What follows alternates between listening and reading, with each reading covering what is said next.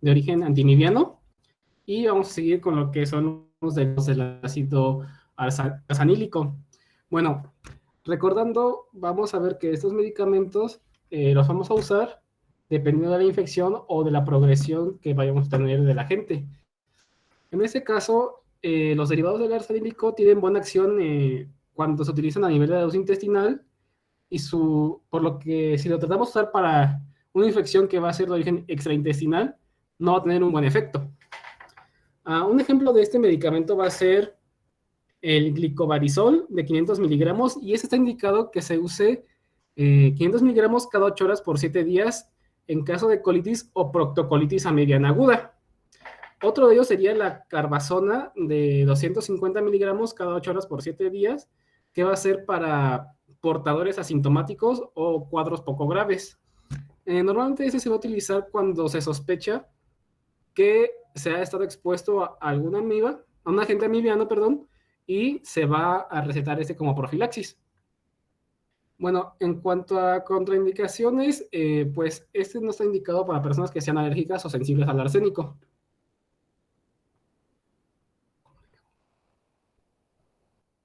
Bueno, el otro que va a ser los derivados de las amidas, uno de los más usados va a ser el fluorato de diloxanida, que va a actuar sobre los trozofitos localizados en la luz intestinal y va a ser indicado para proctocolitis a medianas y va a estar acompañado de disenterías. Y bueno, no necesariamente tiene que haber disenterías, pero sí cuando encontremos proctocolitis o diarreas con moco, no necesariamente con sangre. Y su dosis va a ir desde los 500 miligramos cada 8 horas por 7 o 10 días. Esto va a depender de la gravedad de la infección. Y bueno, esta, igual que las otras, no debe de usarse en amibiasis que son de origen extraintestinal porque va a tener nulo efecto. Los derivados de la emetina. Bueno, el más sobresaliente es el clorhidrato de metina, que es un derivado de la ipecuana y se va a encontrar en soluciones al 6%. Ese se va a administrar vía intramuscular, 1 miligramo por kilogramo día, y va a depender igual de la gravedad de los casos, porque se va a administrar de 5 a 10 días. Y ese lo vamos a utilizar principalmente en pacientes hospitalizados. Bueno, van a ser útiles para amibiasis intestinales y poco efectivos fuera del tracto digestivo. Bueno, este no está indicado para pacientes con problemas cardíacos. De hecho, se recomienda que si se va a utilizar este medicamento, se hagan estudios de funcionamiento cardíaco al paciente. Un uso muy práctico de este medicamento es que está indicado para el uso de lo que es la fasciolosis. Ahora sí que cuando se tiene una parasitación por fasciola hepática, pues es efectivo cuando se es alérgico a otros medicamentos. Bueno, y otro que son los antimibianos de acción sistemática. Se van a hacer de acción sistemática porque su reacción se produce a distancia y una vez que la droga ha sido absorbida, va a pasar a la sangre y se distribuye por todo el organismo. Los más importantes van a ser el metronidazol, el tinidazol, secnidazol y ornidazol. Recordemos que estos están principalmente indicados para desparasitar y se utilizan principalmente contra amibas, así como parásitos de origen de tipo gusano. Bueno, ahora vamos con los antiprotozoarios.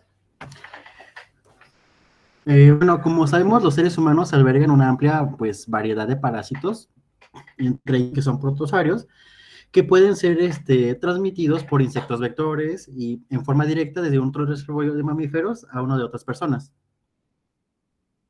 Desafortunadamente, los protozoarios se multiplican como ya sabemos, con una gran rapidez y no se dispone desafortunadamente de vacunas, por lo que el tratamiento normalmente y consecuentemente va a ser farmacológico.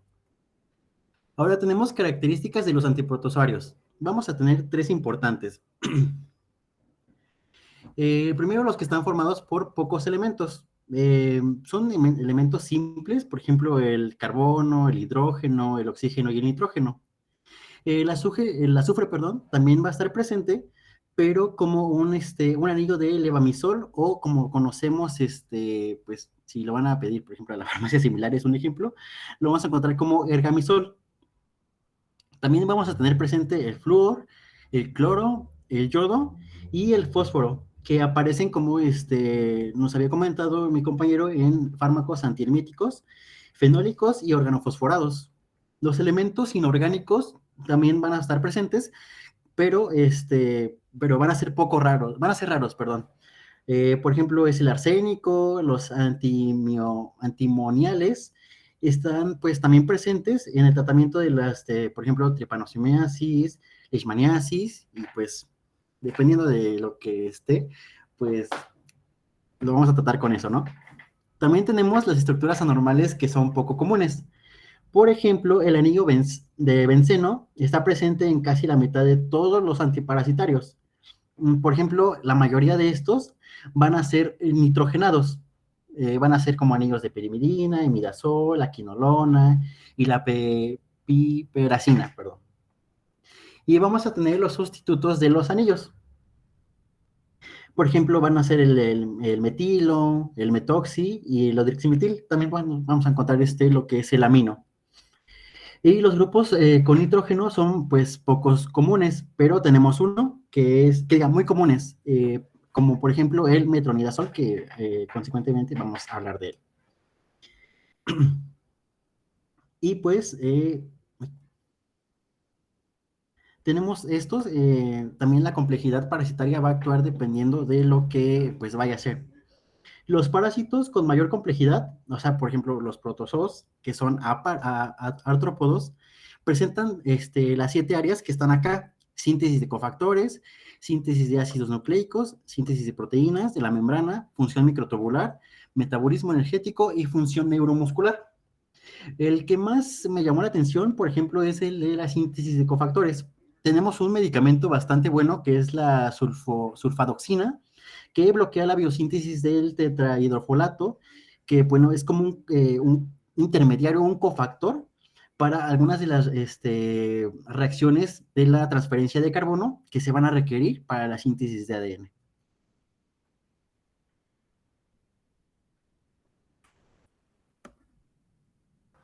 Ok, continuando con la exposición, ahora toca el turno de hablar sobre el metronidazol.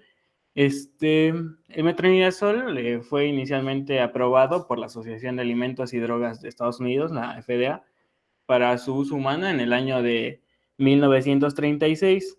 Este es un antiparasitario del grupo de los nitroimidazoles. Este inhibe la síntesis de los ácidos nucleicos y es utilizado para el tratamiento de las infecciones provocadas por protozoarios y bacterias anaeróbicas.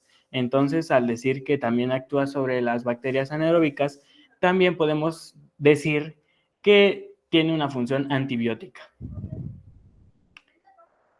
Siguiente, por favor. Bueno, en la forma farmacéutica la podemos encontrar como tabletas, suspensión, solución inyectable y en gel. Estas son las 4 presentaciones en las que la podemos encontrar en la farmacia. Siguiente diapositiva, por favor. Bueno, ok, dentro de la formulación de este medicamento podemos encontrarlo como 100 mililitros de solución inyectable que contienen 500 miligramos de metronidazol. También 10 mililitros de solución inyectable que contienen 200 miligramos de metronidazol. En el caso de la suspensión, 100 mililitros contienen 2.5 miligramos de metronidazol. En la presentación de las tabletas las encontramos de 500 miligramos y en el caso del gel, metronidazol al 2% en un tubo de 30 gramos. Las indicaciones terapéuticas para este fármaco nos dice que está indicado en el tratamiento de amibiasis intraintestinal y extraintestinal, endocarditis causada por Bacteroides especie, absceso hepático amibiano, tricomoniasis, infecciones por anaerobios susceptibles, en especial bacteroides, y como profiláctico en la cirugía de colon. Siguiente diapositiva, por favor. Bueno, En la farmacocinética del metronidazol, podemos mencionar que presenta una concentración de 35 microgramos por mililitro, con dosis en infusión intravenosa lenta de 600 miligramos. El tiempo preciso para alcanzar la máxima concentración plasmática es de 1 hora y media por vía oral. Los alimentos no modifican significativamente la absorción por este medio. También presenta una amplia distribución de los tejidos y fluidos orgánicos, alcanzando concentraciones elevadas en saliva, abscesos cerebrales y hepáticos, líquido pleural, pared intestinal, ascitis, próstata y testículos.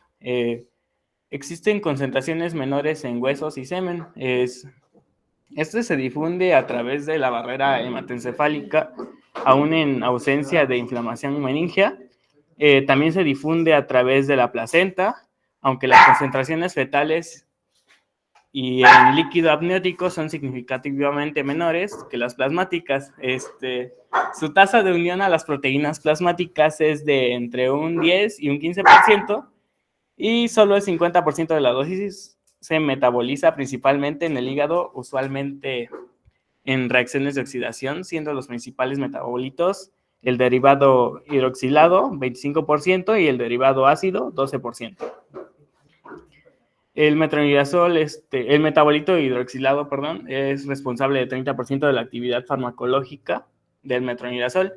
Este se excreta por medio de la orina dentro de un 75 y un 85%, y en heces en un 15 y un 30%.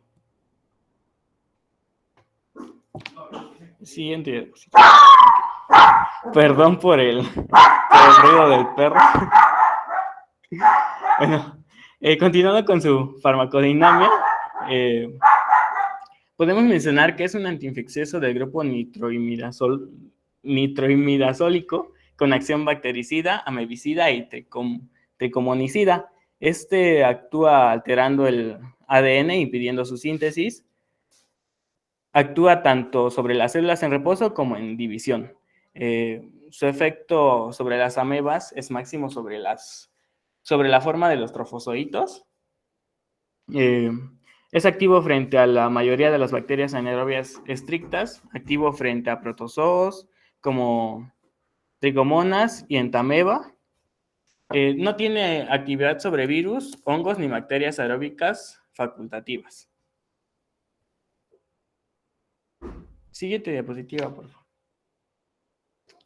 Bueno, dentro de lo que es un mecanismo de acción de este fármaco, el metronidazol es un profármaco convertido en los organismos anaeróbicos por las enzimas redox piruvato ferrodixina óxido reductasa. El grupo nitro del metronidazol es reducido químicamente por la ferrodoxina o por un mecanismo análogo, y los productos de la reacción son los responsables de desestabilizar la estructura helicoidal del ADN, inhibiendo así la síntesis de ácidos nucleicos y por consiguiente de proteínas. Esto es captado por bacterias anaeróbicas y protozoos sensibles por razón de la capacidad de estos microorganismos de reducir intercelularmente al metronidazol en su forma activa. También se ha visto que genera un efecto citotóxico al promover la formación de radicales libres dentro de la bacteria cuando se reduce en su forma activa. Siguiente diapo, por favor. Bueno, dentro de las reacciones adversas a este fármaco, podemos dividirlas en frecuentes, poco frecuentes, raras. Y bueno, dentro de las frecuentes encontramos lo que son las náuseas, malestar gastrointestinal, diarrea y estreñimiento. Y dentro de las poco frecuentes encontramos al vómito, sabor metálico, resequedad de la boca. Y en ocasiones raras podemos encontrar erupción cutánea, prurito, leucopenia, neuropatía periférica, tromboflebitis y oscurecimiento de la orina, perdón. Y en dosis altas nos dice que produce convulsiones. En cuanto a la dosis y vía de administración, este se recomienda en adultos en amibiasis y giardiasis, 500 miligramos 3 veces al día por 5 a 10 días, en tricomoniasis 2 gramos en una sola dosis, en vaginosis bacteriana 500 miligramos 2 veces al día durante 7 días. En niños, dependiendo de la patología, la dosis oscila entre 35 a 50 miligramos kilogramo por día, en dosis fraccionadas 3 veces al día durante 5 o 10 días. En infecciones anaerobias, 400 miligramos 3 veces al día durante 7 días. Tópica vaginal, 500 miligramos cada 24 horas por 10 a 12 días. En el caso de la venoclisis, dosis de impregmentación, 7.5 a 15 miligramos kilogramo de peso en infusión continua de solución salina o glucosada al 5% durante 1 hora. Dosis de mantenimiento 6 horas después y 7.5 miligramos kilogramo de peso en infusión continua durante 1 hora. En caso de ser necesario, se repite cada 6 a 8 horas.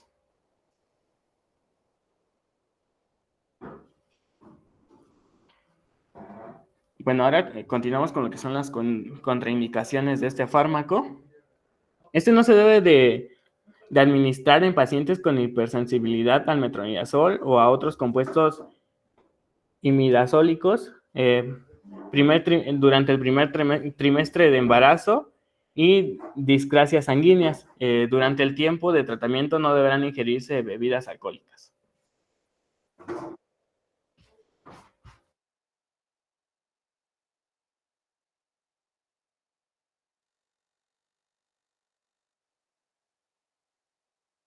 Si me escuchas, Dairon. Sí, doctor.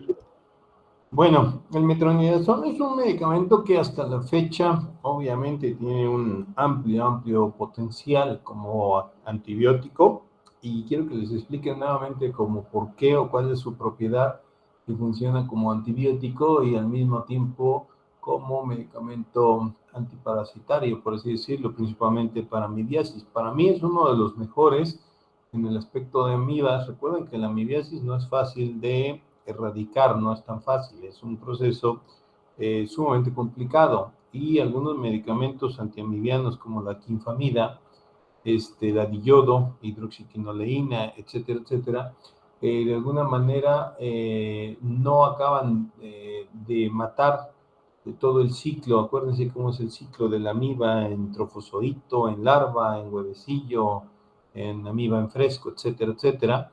El metronidazol es uno de los mejores, pero sin nada más, no dar nunca metronidazol sin un protector gástrico para evitarse de complicaciones. Y nuevamente recálcales a los muchachos porque es su efecto de antibiótico. Eso es bien importante, que quede claro. Adelante. Bueno, ahora les voy a explicar un poquito sobre la diloxanida. Este es un fármaco que está indicado para disentería mediana aguda y crónica por E histolítica que causa amibiasis. Se usa en portadores asintomáticos que tengan quistes y trofozoitos e incluso puede usarse para el tratamiento de algunas formas extraintestinales de amibiasis.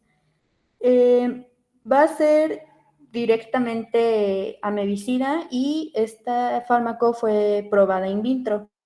No se conoce muy bien su mecanismo de acción.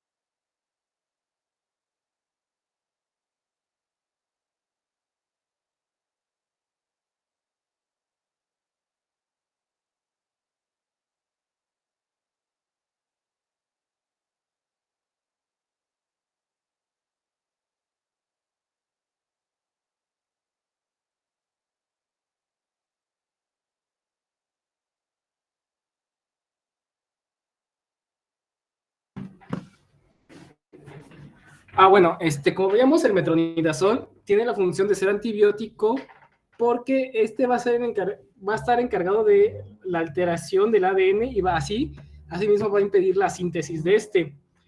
Por ejemplo, está muy indicado para lo que es la Clostridium. Dígame, doctor. No, le digo, y eso que regrese las diapositivas a donde está el No mecanismo. hay necesidad, nada más recuérdales, eso es bien importante. Cuando ustedes tengan pacientes con dobles o triples esquemas de antibiótico, ténganlo por seguro que uno de ellos puede o va a ser casi metronidazol abusados. Explícales por qué, Joseph.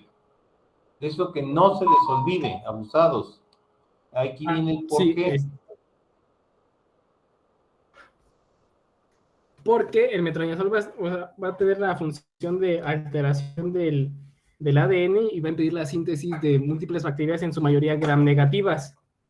Como les decía, era la Clostridium, Mycobacterium, el Peptococcus niger y Peptococcus. También se va a utilizar a la hora de cirugías, principalmente de abdomen. Mientras esté en la cirugía, se va a administrar intravenoso solución, 500 miligramos. Ahora,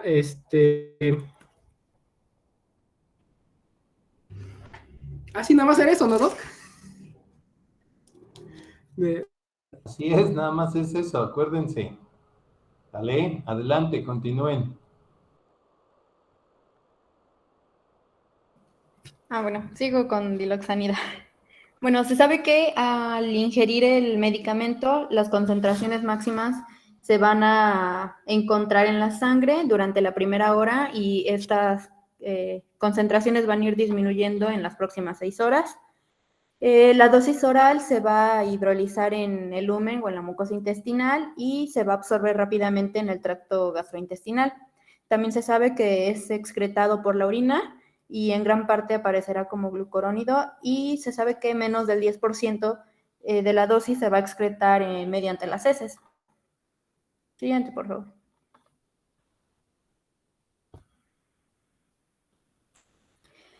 Algunas contraindicaciones que va a presentar este medicamento son la hipersensibilidad al fármaco y también está contraindicado en embarazos y en lactancia. En cuanto a las reacciones adversas, algunas van a ser flatulencias, vómitos, calambres musculares, urticaria y prurito. Siguiente, por favor. Y en cuanto a la dosis, en adultos son 500 miligramos cada 8 horas, esto durante 10 días.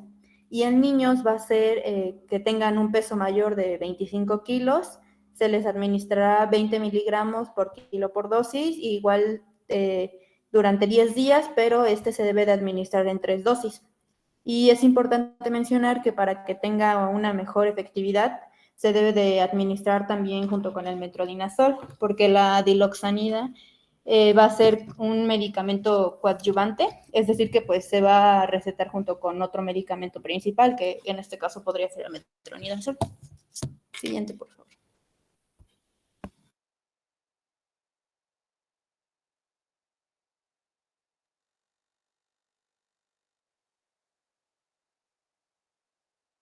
Bueno, y ahora vamos con los antipalúdicos. Bueno, este grupo de fármacos, haciendo como una referencia a los más comunes, por ejemplo, la cloroquinina o la dihidroxiclorina, como pues su nombre lo menciona, son aquellos que tradicionalmente son utilizados o usados para lo que es el paludismo o la malaria. Aunque, pues, desafortunadamente, bueno, en lugares como Europa y esas zonas se ocupa más, pero aquí en México, por decirlo así, son una maravilla y se ocupan demasiado.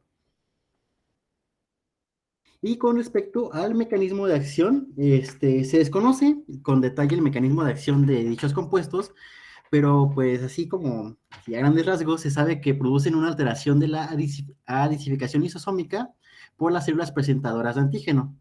De esta forma impiden la activación de los linfocitos citolíticos naturales y de los linfocitos T, y finalmente inhiben los mediadores lipídicos de la inflamación.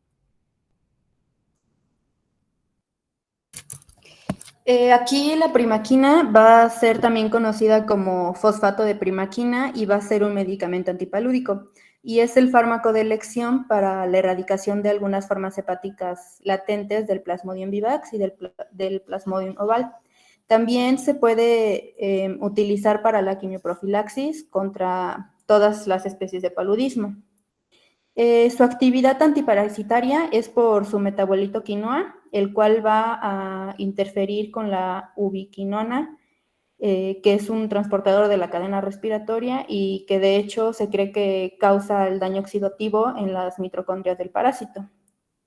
En cuanto a su farmacocinética, la primaquina se va a absorber muy bien por vía oral, donde va a alcanzar concentraciones plasmáticas máximas de 1 a 2 horas y se sabe también que su vida media plasmática es de 3 a 8 horas.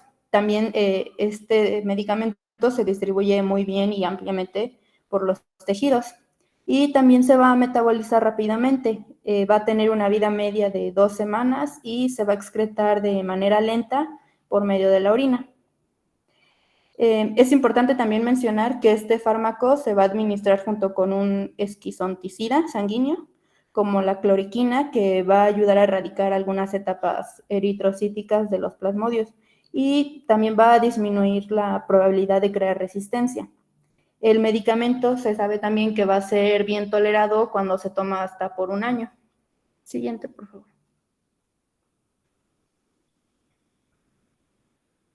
En cuanto a las contraindicaciones, se va a evitar en pacientes que tengan antecedentes de granulocitopenia o metahemoglobinemia.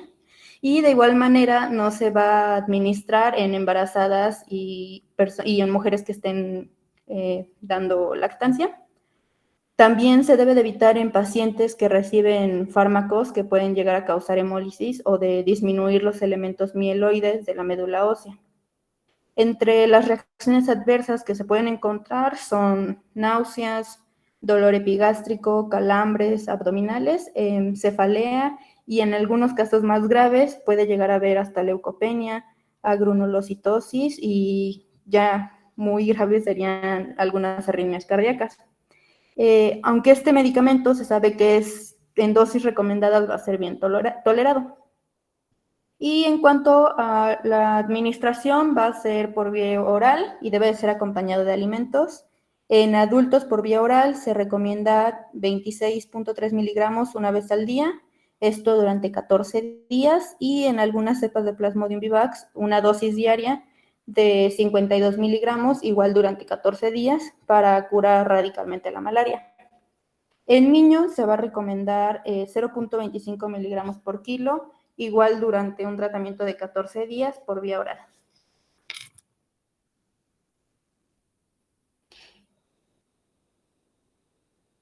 Vale, yo les voy a hablar de la cloroquina. La cloroquina igual pertenece a esta clase de medicamentos que conocemos como antimaláricos. Sí, dígame.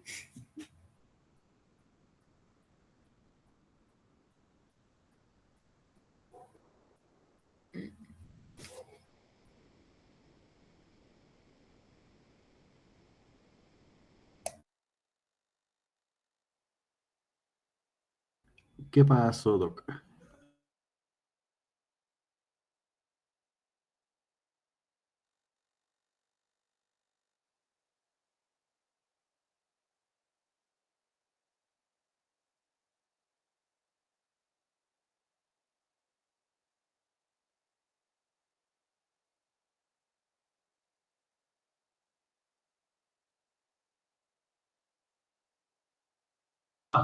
Bueno, perdón, estoy hablando como perico y nadie me dice que no tengo el micrófono activado.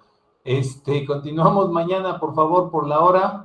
Aquí le vamos a parar. Nos vemos mañana. No, mañana no, el martes ciudadano. Tengo chamba, un buen chamba.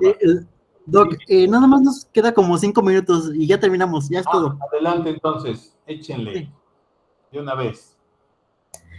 Vale, conocido como antimalárico o amebicida, estos actúan eliminando los organismos que causan pues, la malaria y la amibiasis, obviamente. Se utiliza como tratamiento supresivo en el paludismo debido a infecciones por Plasmodium vivax, Plasmodium malaria, Plasmodium oval y Plasmodium falciparum. También es indicado, como mencioné, para el tratamiento de amebiasis extraintestinal. La cloroquina igual la han estudiado para el tratamiento y la prevención de la enfermedad por COVID-19. La FDA había aprobado una autorización de uso de emergencia, pero solo se debe administrar en pacientes que pesen al menos 50 kilogramos y que estén hospitalizados con COVID-19 y pertenezcan pues a una investigación. Fíjate que ahí sí te voy a diferir, ten muchísimo cuidado con el uso de la cloroquina. En realidad sí se utilizó y se utilizó, como dices, como una situación de emergencia, pero hay varios estudios y estudios serios. Les voy a pedir, por favor, que quien esté interesado revise en internet cuáles son los estudios ya demostrados post pandemia con manejos de cloroquina, y no se demostraron ninguna ventaja terapéutica en comparación de casos y controles. En realidad no fue la panacea que todo el mundo quiso inventar. La cloroquina era extremadamente barata, era prácticamente para piojos, por así decirlo, vamos a decirlo así, para el paludismo, pero no, ni más, no funcionó. O sea, hay que tener muchísimo cuidado, verifíquenle, igual la ivermectina. Hay que tener mucho cuidado en esos aspectos, porque sí, les invito a que verifiquen algunos estudios post pandemia de su uso. Pero adelante, está bien, adelante, les escucho. Sí, mencionó la que se había utilizado en el tratamiento de COVID-19, que fue aprobada por la FDA en su momento y que solo habían autorizado pues en caso de investigación. Así es. También utilizan la cloroquina para disminuir síntomas de artritis reumatoide y tratar el lupus eritematoso, que es el crecimiento pues, de pequeños grupos de células inflamatorias en diferentes partes del cuerpo. La siguiente, por favor. Respecto a la farmacocinética y farmacodinamia, no tenemos conocimiento preciso de cómo es el mecanismo de acción del medicamento. Como mencioné, es muy activo contra las formas eritrocíticas de Plasmodium vivax y Plasmodium malaria, y pues la mayoría de las cepas de Plasmodium falciparum. Algo importante es que la cloroquina no previene las recaídas en pacientes con Plasmodium vivax, ya que no es efectivo contra las formas extraeritrocíticas del parásito, ni tampoco previene la infección cuando se administra como profiláctico. En los estudios in vitro con trofosoditos de entameba histolítica se ha demostrado que también posee una actividad amebicida comparable a la de la emetina. La siguiente, por favor.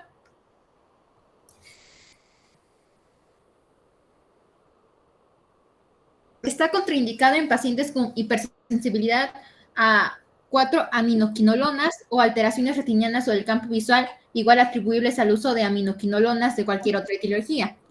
Entre los efectos secundarios son muchísimos, pero podemos encontrar entre los más importantes dolor de cabeza, náuseas, pérdida de apetito, diarrea, molestia estomacal, dolor de estómago, sarpullido, picazón y pérdida de cabello. Los siguientes que ven más abajo ya es en caso de que los presenten, acudir de inmediato al médico. La siguiente, por favor. Dosis y vía de administración. En el caso del paludismo, como tratamiento de ataque agudo, se inician con 4 tabletas de 1 gramo, administradas de 6 a cada 8 horas, y después 2 tabletas de 0.5 gramos y 2 tabletas al día de 0.5 gramos en los 2 días siguientes. En total, 10 tabletas en los próximos 3 días. Como dosis supresora en adultos, 2 tabletas de 0.5 gramos una vez por semana, siempre en el mismo día por el tiempo que se permanezca en la zona endémica y hasta 8 semanas después. Y en niños debe ser una dosis proporcional, 5 miligramos calculados como base por kilo de peso sin exceder la dosis de adultos. En el caso de la amebiasis extraintestinal, en la del adulto es 4 tabletas diarias durante 2 días, seguidos de 2 tabletas al día durante 2 o 3 semanas, y el tratamiento se combina con un amebicida intestinal. El otro, por favor. Respecto a la quinina, ¿para qué condiciones se utiliza el medicamento? Solo se utiliza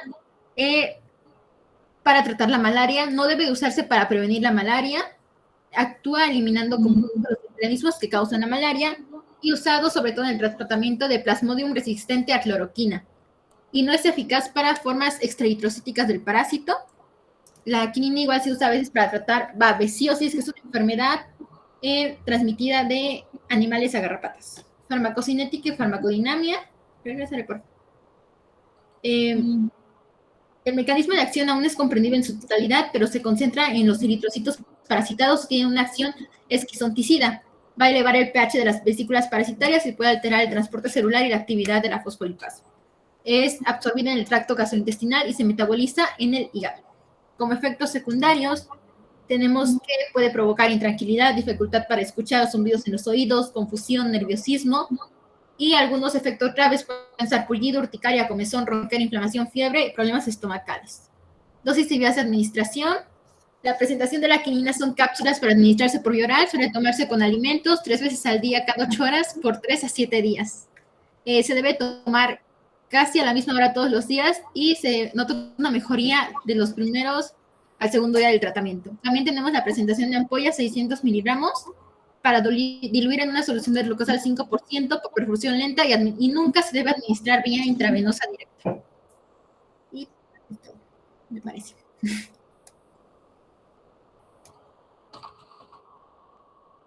Listo, Doc. Gracias por su tiempo. ¿Alguna duda, muchachos? Con toda confianza. ¿Algún comentario? ¿Alguna duda? Chicos. No, ninguna, doctor. Ok, nos saludamos mañana. Dios mediante. Órale. Muchísimas gracias. Nos estamos viendo. Muy amables. Bonita noche a todos. Cuídense. Buena semana. Bye. Igualmente. Mañana, Hasta luego. Fernando.